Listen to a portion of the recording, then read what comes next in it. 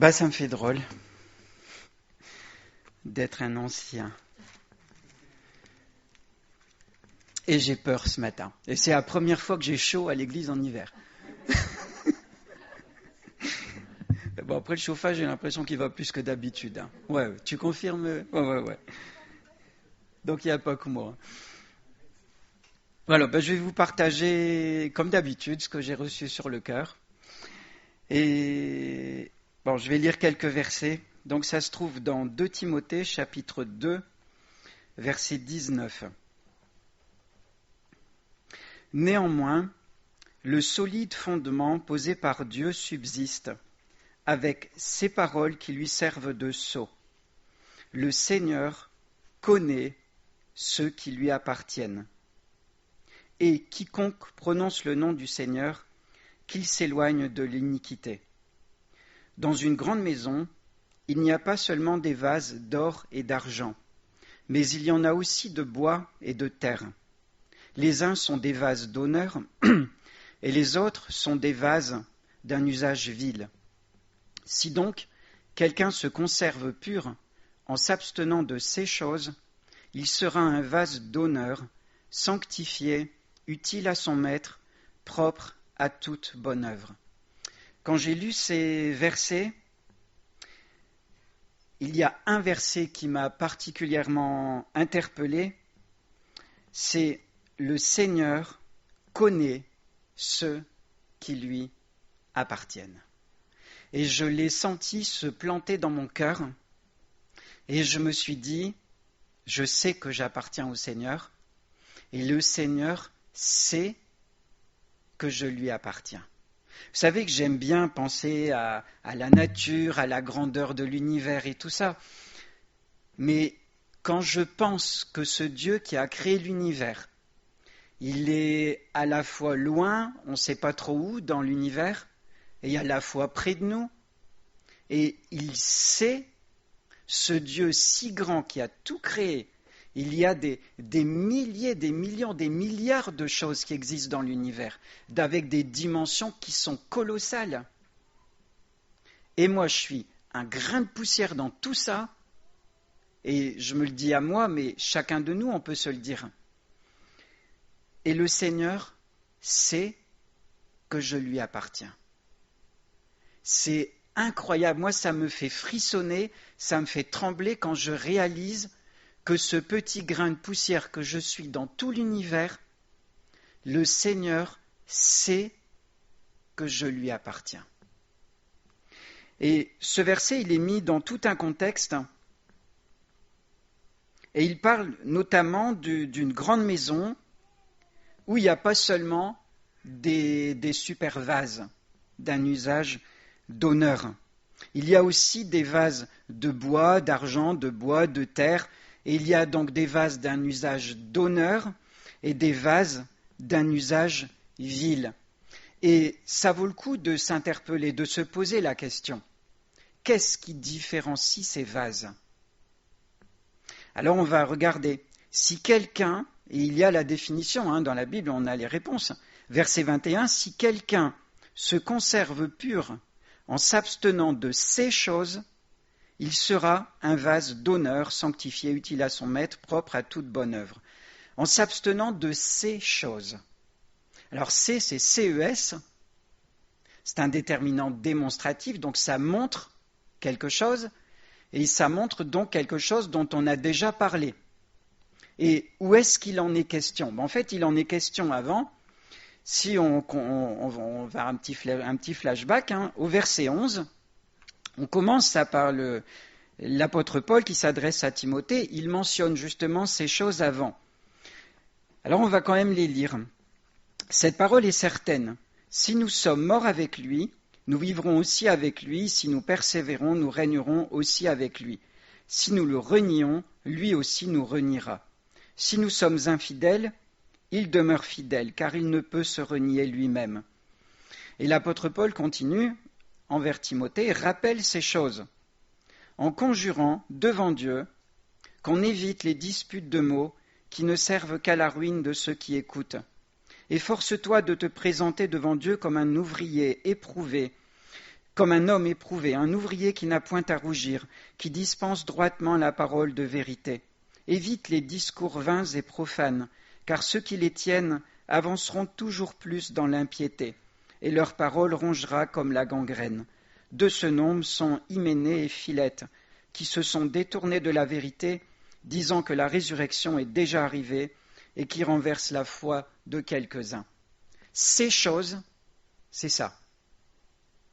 Donc c'est ceux qui disputent sur les mots, qui créent des théories, qui défient le bon sens, qui défient tout ce qui a été enseigné, tout ce qui est enseigné dans la parole. Et ça me fait penser à un verset dans Galates, c'est aussi Paul qui l'a écrit, aux Galates, et je l'ai déjà dit ici en exhortation. Si même un ange vient annoncer un autre évangile, qu'il soit anathème, ça veut dire qu'il soit maudit. Et donc, il est extrêmement grave de divulguer, de créer des théories qui vont à l'encontre des Saintes Écritures. Et l'apôtre Paul, il parle bien là, dans une grande maison, il n'y a pas seulement des vases, des bons vases, il y en a des mauvais aussi. Et je me suis interrogé, mais il parle de quelle maison ? En fait, ça a bien l'air, et ça me fait peur, cette grande maison, ça a bien l'air d'être l'Église quand même. Ça veut dire que dans l'Église, il y a des vases d'un usage d'honneur, et il y a des vases d'un usage vil. Et ça fait peur. Si on n'est pas attaché à la saine doctrine de l'Évangile, dans toute sa simplicité, dans toute sa pureté, qui est énoncée dans la Bible, alors on peut devenir un vase d'un usage vil. Et le Seigneur connaît ceux qui lui appartiennent. Il sait aussi ceux qui ne lui appartiennent pas, c'est sous-entendu. Et l'apôtre Paul est clair quand même, c'est un peu implicite, parce que je pense que ça lui ferait mal de devoir le dire, parce que c'est douloureux, c'est dur d'imaginer qu'il peut exister des personnes dans l'Église qui soient des vases d'un usage vil, qu'on ne retrouve pas au bout quand on sera là-haut. Et je voudrais rapprocher ce verset, parce que je pense que ça le demande, dans Matthieu 7, verset 15, « Gardez-vous des faux prophètes. Ils viennent à vous en vêtements de brebis, mais au-dedans, ce sont des loups ravisseurs. » Et voilà un autre élément pour reconnaître les vases d'un usage d'honneur et les vases d'un usage vil. Vous les reconnaîtrez à leurs fruits. Cueille-t-on, et là c'est Jésus qui parle, lui il faisait beaucoup de parallèles aussi avec les choses de la nature, enfin c'est plutôt moi qui en fais aussi. Vous les reconnaîtrez à leurs fruits. Cueille-t-on des raisins sur des épines ou des figues sur des chardons? Tout bon arbre porte de bons fruits, mais le mauvais arbre porte de mauvais fruits. Un bon arbre ne peut porter de mauvais fruits, ou un mauvais arbre porter de bons fruits. Tout arbre qui ne porte pas de bons fruits est coupé et jeté au feu. C'est donc à leurs fruits que vous les reconnaîtrez. Et Jésus continue, « Ceux qui me disent « Seigneur, Seigneur » n'entreront pas tous dans le royaume des cieux. Et ceux qui disent « Seigneur, Seigneur », ce sont ceux qui sont aussi dans cette grande maison. Mais seulement celui qui fait la volonté de mon Père qui est dans les cieux. Plusieurs me diront en ce jour-là, et ce jour-là, c'est le dernier jour, quand Jésus est venu chercher les siens. N'avons-nous pas prophétisé par ton nom? N'avons-nous pas chassé des démons par ton nom? Et n'avons-nous pas fait beaucoup de miracles par ton nom? Alors je leur dirai ouvertement, je ne vous ai jamais connus, retirez-vous de moi, vous qui commettez l'iniquité. On a là, ça se termine par l'opposé du verset qui m'avait touché. le Seigneur connaît ceux qui lui appartiennent. Et là, un jour, Jésus va dire à d'autres personnes, retirez-vous de moi. Je leur dirai ouvertement, je ne vous ai jamais connus. C'étaient des faux prophètes, c'étaient des loups, des ravisseurs, des menteurs, des imposteurs, des personnes qui ont créé des théories à l'intérieur de cette grande maison. Et en fait, ils n'appartenaient pas au Seigneur. Il ne les a jamais connus. Alors moi, quand je lis ça, ça me fait trembler. Je me dis, mais il faut vraiment rester attaché à la pureté de l'Évangile tel qu'il est écrit dans la parole du Seigneur. Si je veux me sentir concerné quand le Seigneur dit « Je connais ceux qui m'appartiennent », eh bien je dois vraiment faire attention à ce que je crois, je dois faire attention à l'évangile que je professe.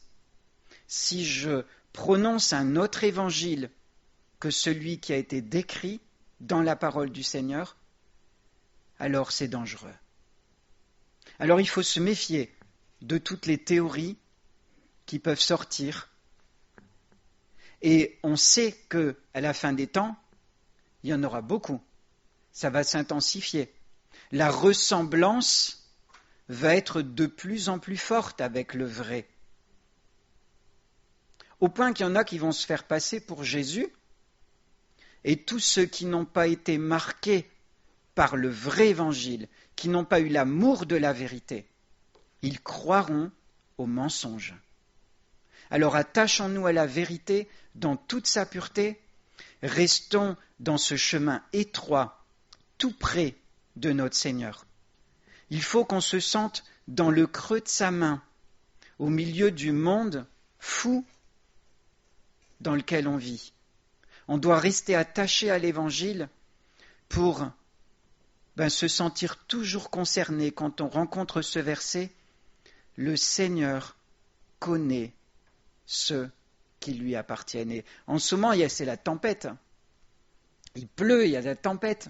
Mais quand on est chez soi, bien à l'abri, dans une maison qui ne fuit pas, eh bien on se sent bien, on se sent à l'abri, n'est-ce pas? On sait que la maison elle ne va pas s'envoler.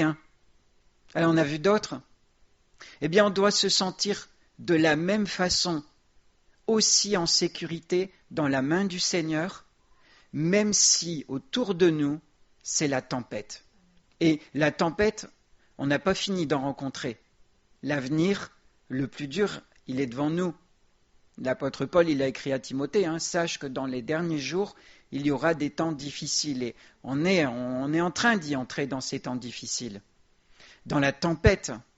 Et il faut se sentir en sécurité dans la main du Seigneur en restant vraiment attaché à la doctrine de l'Évangile dans toute sa pureté, celui qui est décrit dans la Bible. Amen.